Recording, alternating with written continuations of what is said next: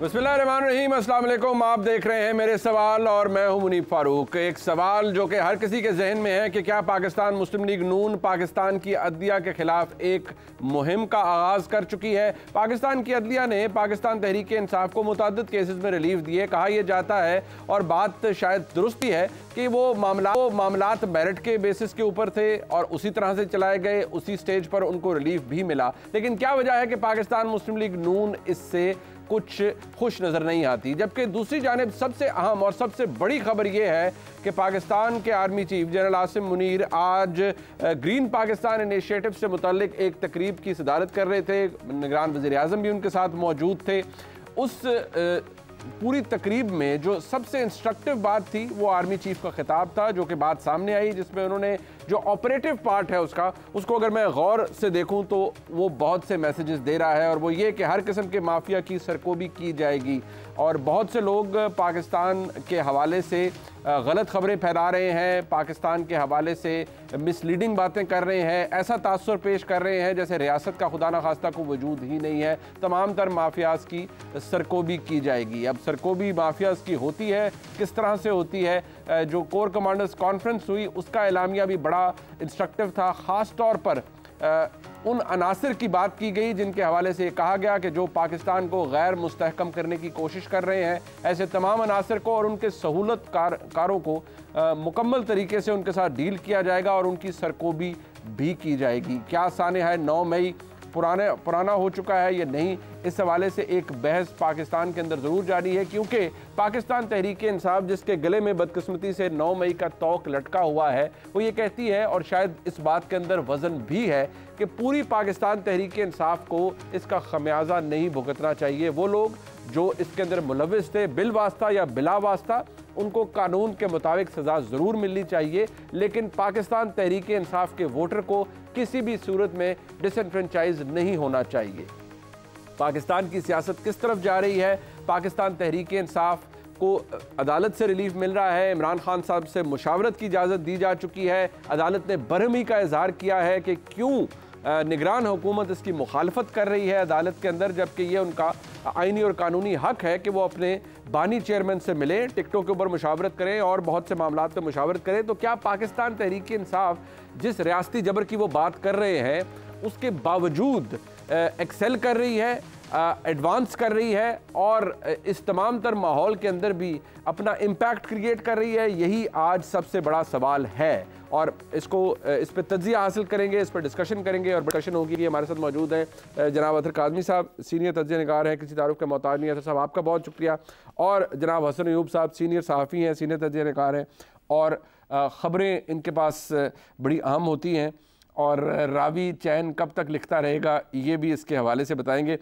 आज वैसे हसन अयूब साहब उस तकरीब के अंदर भी शामिल थे जिसके अंदर आर्मी चीफ ने खिताब किया। ये इंपॉर्टेंट बात है, कुछ मामलात वहाँ पर क्या थे उस पर हवाले से बात करेंगे। लेकिन जो बात अतर काज़मी साहब हमारे सामने आई, कोर कमांडर्स कॉन्फ्रेंस का एलामिया भी आपने देखा, आपको पता है उसको भी पढ़ने का एक अपना ही तरीका होता है। इस तकरीब के अंदर जो तकरीर हुई उसके भी मदरजात आपके सामने हैं। रीएश्योरेंस मिल रही है कि माफियाज के खिलाफ तो सरकोबी होगी, लेकिन जो तासुर पाकिस्तान तहरीक इंसाफ दे रही है कि जी मुल्क में एक साजिश हो रही है और मुल्क की सबसे बड़ी जमात को इंतखाबात से बाहर रखने के लिए साजिश की जा रही है, लेकिन ये कोई क्लैरिटी से नहीं कहता कि वो साजिश कर कौन रहा है। अतर साहब बहुत बहुत शुक्रिया मुनीब साहब। देखें, ऑब्वियसली माफिया के खिलाफ हमने देखा कि कार्रवाइयाँ हुई। हमने जब निगरान हुकूमत आई उसके बाद देखा डॉलर नीचे आया, चीनी के जिस तरीके से स्मगलिंग हो रही थी उसको रोका गया, तो इदारे तो अपना किरदार अदा कर रहे हैं। अब जहां तक इसका जो सियासी इसका पहलू है कि सियासत के अंदर क्या हो रहा है, उसमें तहरीके इंसाफ तो देखें वो हो सकता है वो कोई इल्ज़ाम लगा रही हो, लेकिन आज इस्लामाबाद हाई कोर्ट के मोजेस जस्टिस मियाँ गुल औरंगजेब साहब ने कहा कि निगरान हुकूमत के नीचे एक खौफनाक निज़ाम चल रहा है।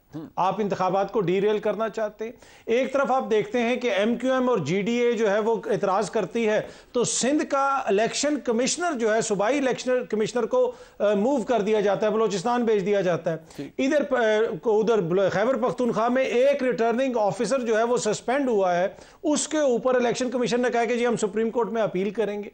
और फिर हमने देखा है कि जो सारे कागजात छीनने के मामलात और उसके अलावा लोगों की गिरफ्तारियां, तायद कुनिंदा और तजवीज़ कुनिंदा के साथ जो कुछ हो रहा है, आज फिर हमने देखा कि चाचा रशीद भट्टी जो हैं वो MPA लाहौर वाले, उनके साहिबजादे ने जाके जिस तरह आपने वो कागजात वगैरह का करवाया कि हजारों लोग वो साथ लेके गए।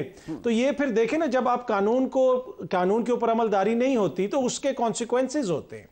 तो ये वो सब कुछ नजर आ रहा है, सबको सामने नजर आ रहा है कि अदालतें एक हुक्म देती हैं, 3 मोअज़्ज़िज़ जज साहिबान जो हैं वो जमानत मंजूर करते हैं, शाह महमूद कुरैशी साहब की, DC कहता है कि नहीं MPO के तहत मैंने इनको नहीं छोड़ना। अच्छा, ये तो इसमें साजिश कुछ भी नहीं है। अच्छा नहीं, बट तहरीक इंसाफ इसे साजिश कहती है। और रिसेंटली जो तहरीक इंसाफ के तर्जुमान की जानिब से वो बयान आया कि जी रियासत के, शायद उन्होंने कहा कि जी रियासत के सर पे तहरीक इंसाफ की अगर मकबूलियत है तो उसके हवाले से पागलपन सवार है। इससे मिलता जुलता एक बड़ा सख्त किस्म का बयान था जो कि पाकिस्तान तहरीक इंसाफ से मंसूबा और बाकायदा तौर पर टेलीविजन चैनल्स की जीनत भी वो बना।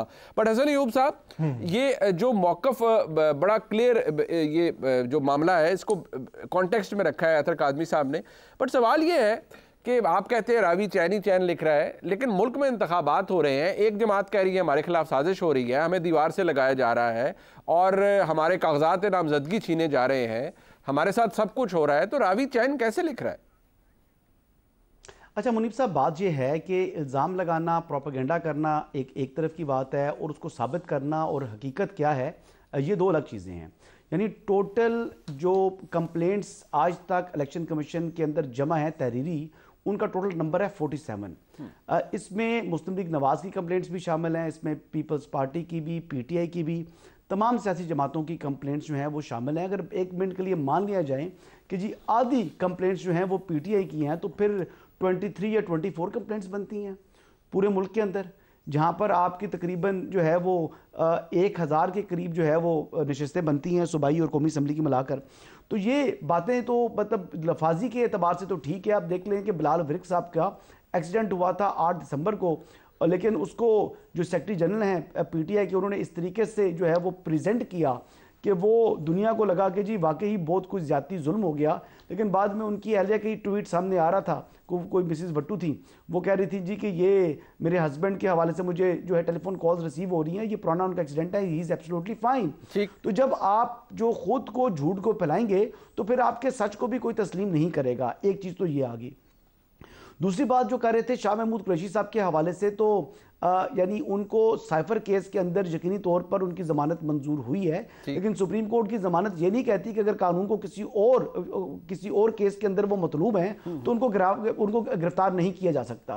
अब शाह महमूद कुरैशी साहब वहां पर खड़े हो गए और आपको पता है कि ऑन स्पॉट जो हमारी लॉ इन्फोर्समेंट एजेंसीज हैं, जब उनको कोई बंदा जो एक्यूज या मुलजिम उनको मतलूब हो और वो जाने में रेजिस्ट करे तो वो थोड़ा सा पुश करते हैं, जिसको अच्छा, अभी आपने हसन साहब आपने अब एक लफ्ज इस्तेमाल किया और के लिए आपने कहा कि अगर कानून को कोई अगर वो मतलूब है, मैं इसमें अगर ये कहूँ कि कानून को मतलूब है या रियासत को मतलूब है, या रियासत ये चाहती है कि वो अभी जेल में ही रहे, क्योंकि ये एक वो तासुर है या वो बयानिया है जिसको पाकिस्तान तहरीक इंसाफ पूरी तकवीयत से आगे लेके जा रही है, पूरे रिजॉल्व के साथ कि जी रियासत नहीं चाहती कि शाह महमूद कुरैशी साहब बाहर निकले, रियासत या रियासती इदारे नहीं चाहते कि तहरीक इंसाफ इलेक्शनों तक जाए।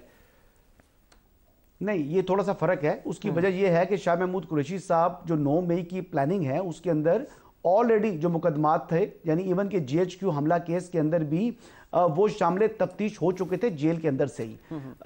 इट वाज 25 अक्टूबर जब उनको जो 2 कन्वीनियर्स गए थे JIT के, जो रावलपिंडी पुलिस ने बनाई हुई है, वो जाकर उनसे तफ्तीश कर आ चुके हैं। उनकी गिरफ्तारी इसलिए नहीं डाली गई क्योंकि साइफर केस का ट्रायल चल रहा था और ट्रायल के दौरान अगर वो गिरफ्तारी डाल दें तो इन्वेस्टिगेशन नहीं हो सकती और वो टाइम उनका ज़ाया हो जाना था। तो बीइंग लॉयर आपको भी अंदाज़ा होगा कि जी इस तरीके से फिर पुलिस उनके ये रिलीज होने का इंतजार किया, फिर उनको गिरफ्तार किया। और अब देखिए उन्होंने इस तरह नहीं किया कि अब टोटल जो है ना 1 दर्जन के करीब मुकदमात हैं रावलपिंडी के, तो उन्होंने उस डिस्ट्रिक्ट के, तो उन्होंने हर मुकदमे में तमाम मुकदमात में एक साथ उनकी गिरफ्तारी डाल दी है। और तमाम मुकदमात में गिरफ्तारी डालने के बाद जो ड्यूटी मजिस्ट्रेट थे उन्होंने उनको जुडिशियल भी कर दिया, फिजिकल रिमांड तक नहीं दिया। अब 10 वकील जब ड्यूटी मजिस्ट्रेट के सामने जो हैवी वेट्स हों वो पहुंच जाएं और जाकर वहां पर अपना जो है आर्गूमेंट देना शुरू कर दें, और उन 10 वकला के केस के अलावा, कमरा अदालत के अलावा बाहर जो है 100 वकील और खड़ा हो, तो रियासत को या जुडिशरी को भी अंडर प्रेशर जो है लाया जा रहा है।